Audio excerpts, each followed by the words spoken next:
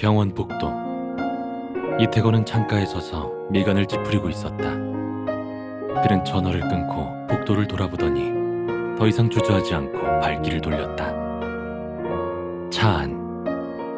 오랜 침묵이 공기 중에 가득 차 있다. 이태건은 차에 올라탄 후 자신에게 쏟아지는 시선을 느껴 천천히 입을 열었다. 할 말 있으면 해요. 지금 막 태어나셨으니 일단 집에 가서 쉬시죠. 회사 일은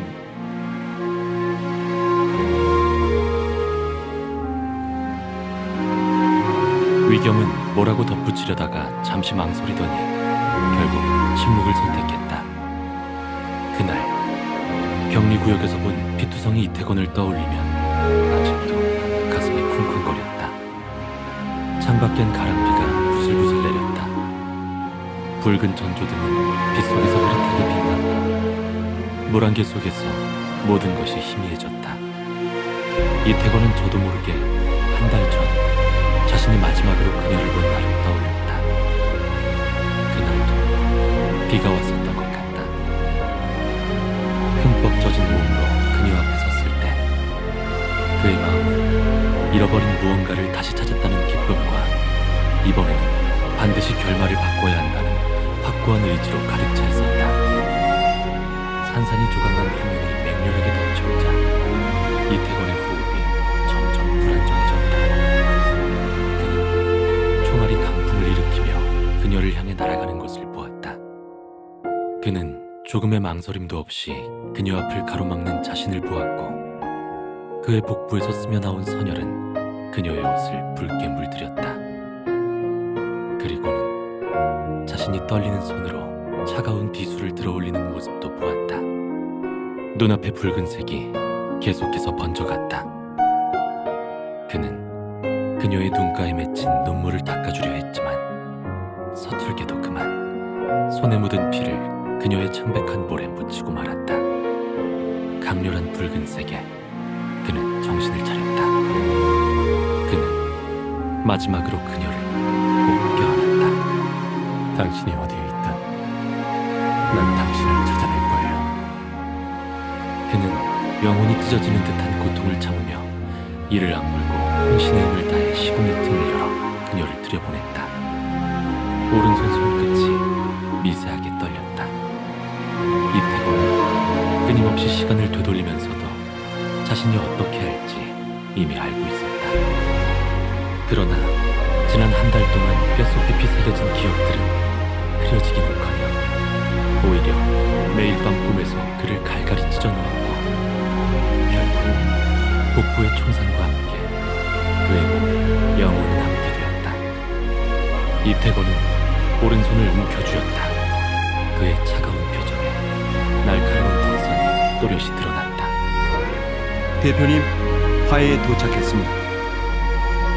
고개를 든 이태곤의 눈빛은 미처 거두지 못한 고통이 묻어 있었다. 칠흑 같은 어둠이 별빛마저 가려버린 밤. 이태곤은 창가에 서서 발밑에서 끊임없이 오가는 차들과 반짝이는 도시를 내려다보았다.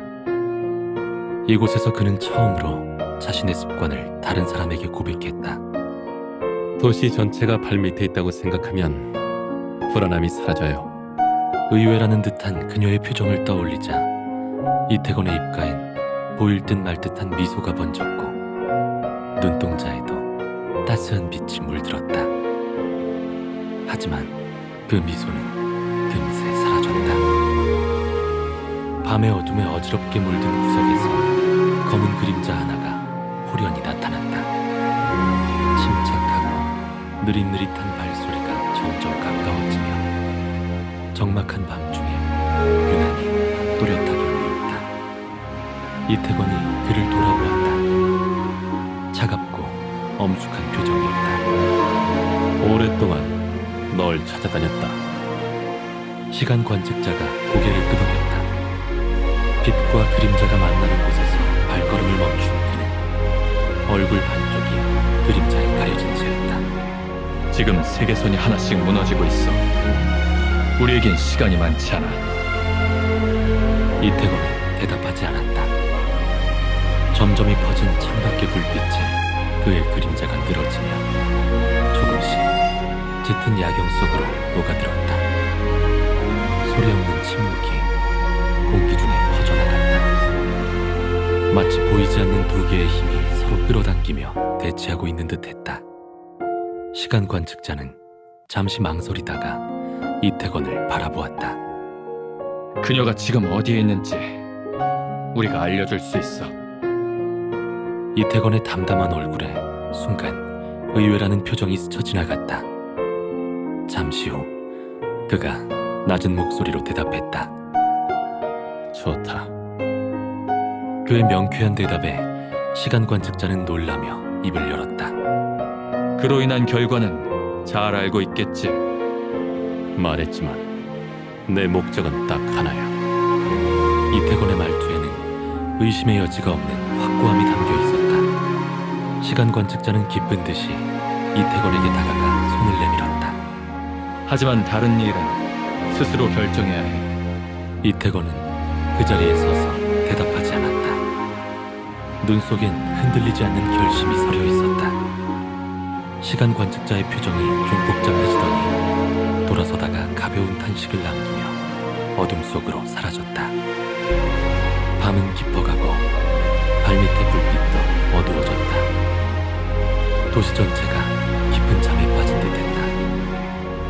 텅 빈 발코니에는 이태건만 남았다. 갑자기 다급한 벨소리가 밤의 고요를 깨뜨렸다. 이태건은 일간을 찌푸리고 전화를 받았다. 그가 뭐라고 말하기도 전에 위겸의 당황한 목소리가 들려왔다. 대표님, 큰일 났습니다. 특파팀이 무슨 이볼버 명단을 공개했는데 거기에 대표님의 이름이 있어요. 차는 천천히 회사 정문으로 향했다. 담담하고 침착한 이태건과는 달리 운전기사와 경호원들은 경계하는 표정으로 차 밖의 상황을 예의주시했다. 이태건이 이볼버란 사실이 드러난 후 화해 건물 아래층에는 플래카드를 들고 항의하는 사람들이 자주 눈에 띄었다. 화해의 대표가 이볼버라는 사실은 사회적 파장을 불러일으켰고 이로 인해 회사의 시가총액도 영향을 받았다. 다행히 사람들의 이성과 이태건의 자본 운용 수단 덕에 화해는 안정을 되찾을 수 있었다. 차에서 내려 회사로 향하던 중 이태건은 평소 항의하던 사람들이 문 앞이 아닌 아래층 화단 옆을 둘러싸고 있는 걸 발견했다. 얼핏 한 소년의 모습을 본 그는 한 가닥 의욕이 생겨 저벅저벅 빠른 걸음으로 다가갔다. 소년의 옷은 갈기갈기 찢겨 누더기가 된 채였고 얼굴은 빨갛게 부어올라 있었다. 소년은 눈시울 가득 눈물이 고여 있으면서도 울지 않으려고 고집스레 입을 꼭 다물고 있었다. 경호원에게 가로막힌 사람들은 이태건이 나타나자 더욱 흥분하며 그와 어린 소년에게 끊임없이 용서를 퍼부었다. 이 소년도 이볼버였던 것이다. 이태건이 뒤에 있던 사람들을 힐끗 쳐다보자 그들은 기세가 사그라들어 목소리가 점점 작아졌다. 그의 위압감에 현장은 일순 침묵에 잠겼다. 이태건은 눈앞에 있는 소년을 바라보았다. 고집센 눈빛, 지지 않으려는 모습. 기억 속 어떤 모습이 소년과 겹쳐 보여 이태건은 살짝 웃었다. 집이 어디지? 데려다 줄게. 깜짝 놀란 소년의 작은 얼굴은 금방이라도 울음이 터질 것처럼 일그러졌다. 이태건은 다가가 오른손을 내밀며 말했다. 가자. 이태건은 소년을 데리고 차에 올랐고 가는 내내 소년은 남몰래 눈물을 훔쳤다.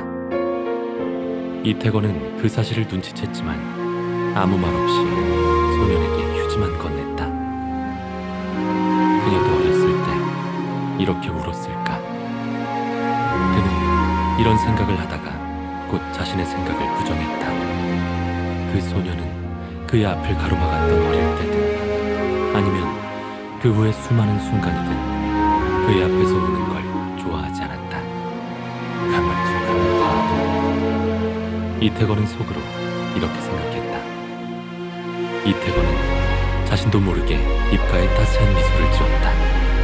창밖을 내다보는 그의 눈엔 그리움이 가득했다. 그녀가 여전히 여기 있었다면 모든 게 달라지지 않았을까. 이태곤이 소년을 집으로 데려다주자 아이의 부모는 굉장히 감사해하며 그를 극진히 대접했다. 대화 도중 이태곤은 그들이 얼마 전 이볼버로 밝혀져 일자리를 잃었다는 것을 알게 되었다. 앞으로 수많은 난관이 닥칠 텐데도 두 사람의 표정에는 당황하거나 걱정하는 기색이 없었다. 언젠가 그 사람들을 후회하게 만들 겁니다. 소년의 아버지는 주먹을 불끈 쥐었다. 그의 눈빛엔 자신감과 확고함이 보였다. 그는 이런 무모할 정도의 낙천적임을 예전에 다른 사람에게서도 본 것 같다고 느꼈다. 그런 생각을 하자 이태곤의 눈빛이 조금 부드러워졌다. 저는 여러분께 기회를 한번 드리려고 합니다. 놀란 두 사람을 보며 이태곤은 진지하고 엄숙한 말투로 다시 입을 열었다. 하지만 전 자선 사업가가 아닙니다. 화해해서 일하고 싶으시다면 여러분의 가치를 제게 보여주셔야 합니다. 이태곤의 눈에 여러 가지 감정이 아른거렸다. 예전 회의 때 그녀의 모습이 생각났다. 그녀는 그에게 증명했다. 이볼버에게는 숨길 수 없는 빛이 있었다. 화해에서 이볼버를 채용한다는 소문이 널리 퍼지면서 일자리를 찾고 있던 수많은 이볼버의 이력서가 갑자기 쏟아져 들어왔다. 이태곤은 그들의 이력서를 하나하나 읽어보며 많은 사람들이 단지 이볼버라는 이유로 뛰어난 재능을 썩히고 있다는 사실을 알게 되었다. 생각이 여기에까지 미치자 이태곤의 눈빛이 점점 깊어져갔고 하나의 생각이 마음속에서 점점 또렷해졌다. 휴대폰에 갑자기 화해의 시가총액이 올랐다는 뉴스 팝업이 떴다. 이태곤은 담담하게 기사를 훑고 바로 닫아버렸다. 그의 시선이 해안에 정박한 화물선을 천천히 훑었다. 배 위의 사람들은 질서정연하게 자신의 일을 처리하느라 분주했고 이곳은 이볼버들이 연락하는 거점이 되었다. 갑자기 이태곤의 눈에 의아함이 스쳤다. 멀지 않은 곳에 몇 달 전 그가 집에 데려다준 그 소년이 총을 들고 조준 자세를 취하고 있었다. 이태곤이 성큼성큼 다가가자 소년은 몸을 돌려 이태곤을 향해 총을 쏘는 동작을 하며 입으로 탕 소리를 냈다. 바로 그 순간 이태곤의 머릿속에 한 장면이 떠올랐다. 그가 차가운 총구를 얼굴에 화상 흉터가 있는 남자에게 겨눈 채 단호하게 방아쇠를 당기고 있었다. 그는 또 오랫동안 만나지 못한 그녀도 보았다. 그가 총으로 위협하며 혼란스러운 현장에서 데리고 나가는 모습이었다. 순간 목구멍이 꽉 막힌 듯하더니 기억의 조각 하나가 이태곤의 머릿속으로 파도처럼 밀려왔다. 그대로 멈춰선 그의 오른손 끝이 덜덜 떨렸다. 소녀는 이태곤을 보고 당황하며 동작을 멈췄다. 죄송해요. 아득했던 기억이 다시 떠오르며 이태곤의 목젖이 떨렸다. 그의 눈동자의 순간 복잡한 감정이 스쳤지만 곧 평소의 모습으로 다시 돌아왔다. 이태곤은 소년 앞으로 가 그를 내려다보며 손을 내밀었다. 이리네. 소년은 망설이다가 이태곤에게 총을 건넸다. 그냥 장난감 총인데. 이태곤은 손에 쥔 장난감 총을 보며 얼굴을 찡그렸다. 왜 학교에 안 가지?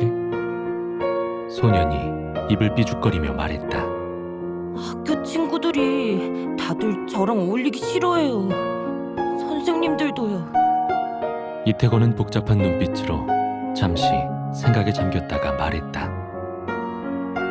그건 도피에 대한 이유가 될 수 없어. 학교에 가. 다른 일은 내가 처리할 테니까. 소년은 얌전히 고개를 끄덕였다. 말투가 너무 엄했다는 걸 깨달았는지 이태곤은 머뭇거리다 손을 뻗어 소년의 머리를 쓰다듬으며 한결 부드러운 목소리로 말했다. 가자. 소녀는 바로 가지 않고 고개를 들어 이태건을 올려다보았다. 소년의 눈빛은 감격과 존경으로 가득했다. 엄마, 아빠, 그리고 저 모두 감사하고 있어요. 다들 대표님이 좋은 분이시래요. 이태건은 멍하니 소년의 뒷모습을 보다가 자주하듯 쓴웃음을 지어 보였다.